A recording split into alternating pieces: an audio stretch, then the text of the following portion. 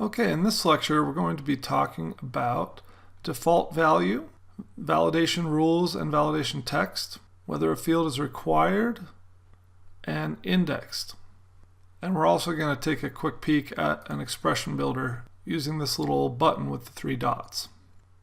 And for the purposes of our database, we really have all of the properties assigned that we need. So the rest of these I'm just going to show you an example of so that you know how to use them. The default value property can pre-populate a field for you with a default value if there's a value that you would use over and over again. So a better way to show this would be at our offices table.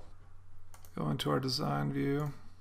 And probably the most likely would be, for instance, the city or the state. So let's say that all of our offices were actually in the same state rather than spread around the country, and our state was always going to be Washington. So we would click on our data type or in our field name, and then we would go to our default value, and if it was Washington, we could just type in WA. And when we hit enter, it's going to wrap it in quotes to show that it's text.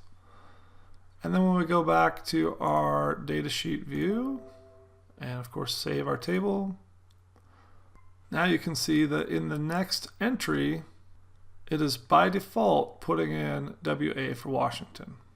And keep in mind, this is just the default. It's not requiring that we keep it as Washington. We could change this to Colorado if we wanted to, and it would accept it. And then you'll see it's giving us the default of Washington for the next record.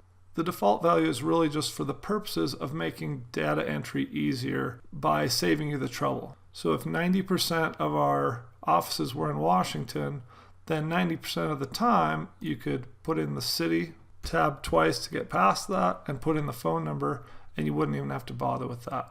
And then the other 10% of the time when you were, say, in Colorado, you could enter your city, tab once, change it to Colorado, tab again, and there you go. Okay, let's go back to our design view. And the next one is the validation rule. And whereas the default view is giving us a pre-populated field, the validation rule is actually requiring certain things to be entered or requiring us to choose from certain items. And I'm going to actually create a new field for this one, and we're going to call it employment status, so that we can enter in whether our employee is full-time or part-time. And we're going to put rules in here for what you can enter. So let's go to our employees list. So we're going to create a new field here called, we'll just call it emp status. And it's going to be short text, and we're going to put a validation rule in here. And I'll just paste my expression in and then explain to you what it's doing for us. So this word like basically means that what you enter has to be like this, it has to match this. And then the FT in quotes means the text FT, so you have to put in either FT or PT. So that's full-time or part-time. Okay, so let's go see how this looks when we go to actually enter data into this. Save it, of course. This is just saying it's going to update all of our data, which is fine. And we got an error message there because we don't have anything in here yet. And a validation rule requires that something be in there. And so by not having anything in here, we're essentially violating that rule. So let's go in and put in PT and see that works just fine. Let's try and put in something that doesn't fit. Let's put in GR. See if it likes that. See, it doesn't like that because the validation rule is that we only enter PT or FT. And so this gives us a very awkward error message saying one or more values are prohibited by the validation rule like FT or PT set for table employees employee status. Enter a value that the expression for this field can accept. And most lay people, when they read that, are just going to say, well, what the heck does that mean? And they're going to have no idea what to do. So we're going to go in and put a validation text in place of this to explain what the heck's going on. So I can just get out of that. I'm going to change this to, actually I'll just hit escape to get out of that. And we'll go to design view again. And we'll put in some text here to explain it. And I'll just paste it in. And you can see our validation text says, enter the employee's employment status. FT for full-time, PT for part-time. Okay, and one other thing you may have noticed was that our formatting was showing lowercase. So what we would also do is add in we're going to add a greater than, and we're only asking for 2 letters. We're requiring that it's only one of these options, and they're both 2 letters, so we're going to change this to 2 for field size.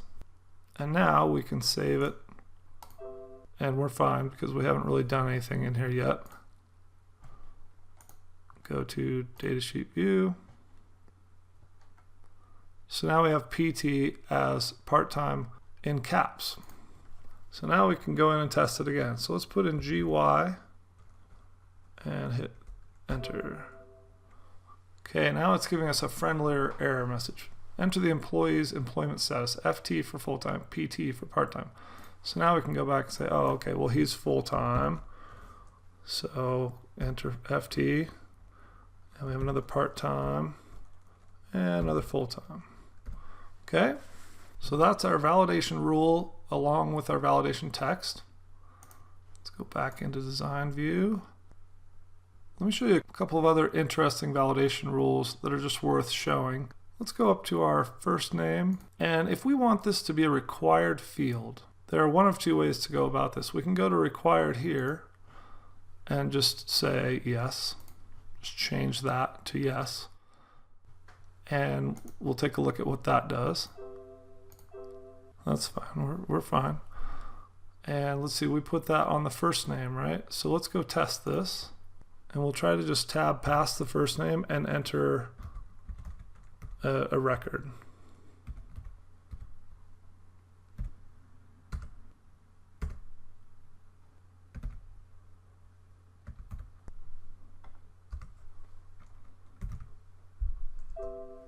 Okay, when I hit enter, it says you must enter a value in the table employee's first name field.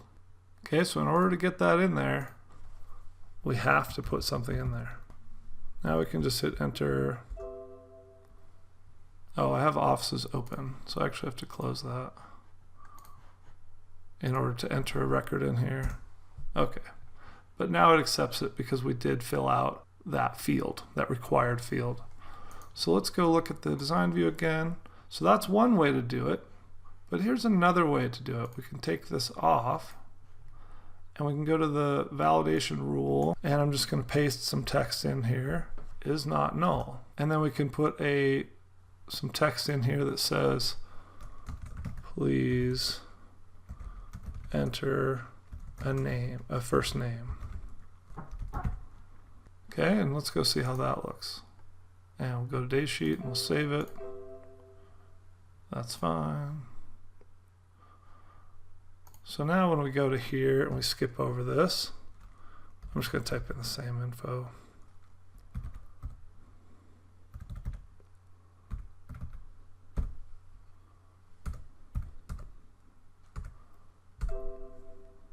Okay, and I skipped over these because they're not required.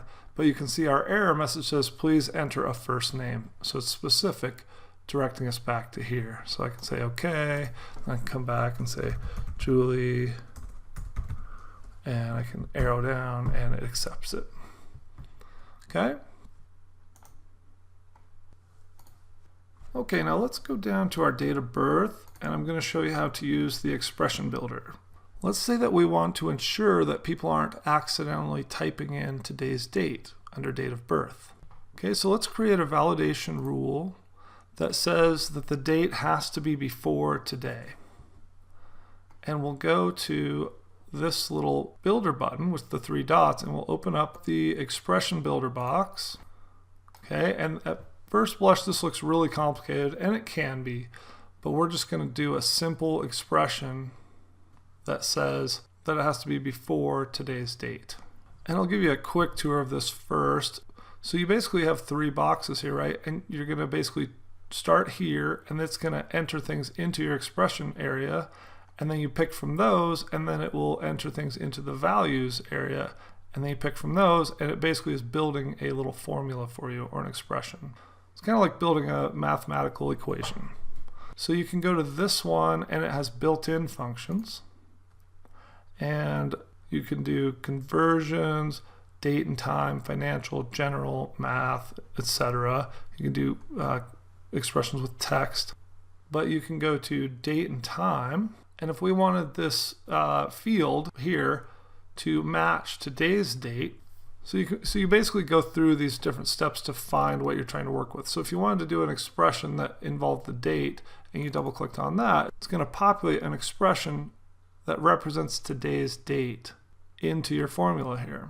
And then if you click OK, it'll put that into your field properties. And you can look down here to see a description.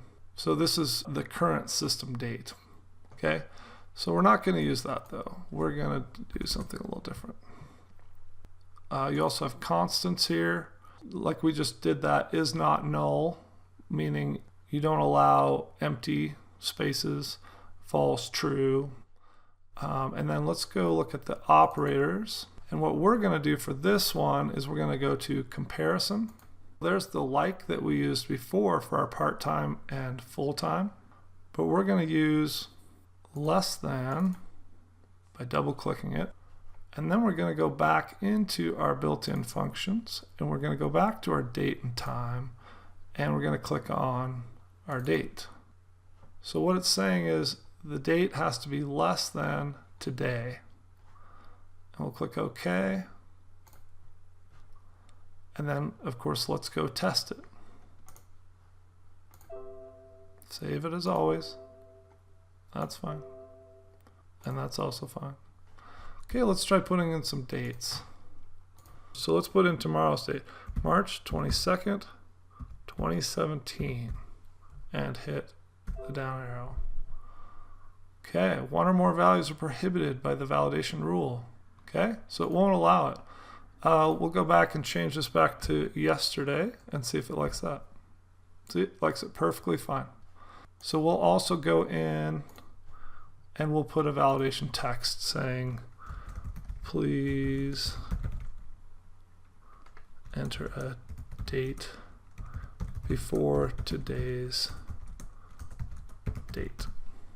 Okay, so that's how you use the expression builder. And as you can see, there are a lot of options with this that we're not going to get into, but I did want to show you at least how to use it. So I'll cancel out of that. Okay, and the last thing I want to talk to you about is the indexed property down here. What indexing does is if you select yes on an index, then the database or access will keep a list, an active list of whatever field you're indexing. And the purpose of it is to make sorting faster. So I'll give you the best example I can is last name. So let's say we are searching in our employees table very frequently by last name. By keeping it indexed and selecting yes on here, and in this case duplicates are okay because we might have the same last name. By selecting yes, then it's going to keep a list of it, and when we search by the name Barnes or McDonald or whatever, it will go quicker.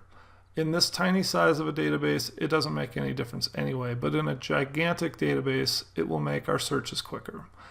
The disadvantage of an index is that because it is updating an active list to make searches quicker, when your database is updating, it's actually slower because it has to maintain that list. So you basically trade a little bit of overall performance for speed when you need it when you're doing the search. And again, this primarily applies to just very large databases. So we could say yes, duplicate's okay for this particular one. And then one thing you'll note is in our primary keys where we set up an auto number, this is always going to say yes, index, and no duplicates. And again, going back to what we discussed when we set up the auto number, no duplicates means that it's going to start with number 1 and then it's going to go to number 2, but it's never going to assign the number 2 to more than one person. So it's always going to have a unique identifier, and that's what no duplicates means. In the case of the last name, we can say duplicate's okay because we might get 2 people with the last name of Barnes. We still want it to keep an index for us, but we don't want it to restrict having 2 of the same last names because that could very well happen. Okay, but for most of your fields, just general fields, you're going to say, oh, well, that's actually our Office ID number. For like phone numbers, you're going to say no index because generally we're not going to be sorting by phone number. Okay, so that covers default values, validation rules and validation text, required, and indexed. So that covers most of what you're going to need to know to get started with the field properties so that you can start to assign properties to your data like we've been doing in our table here.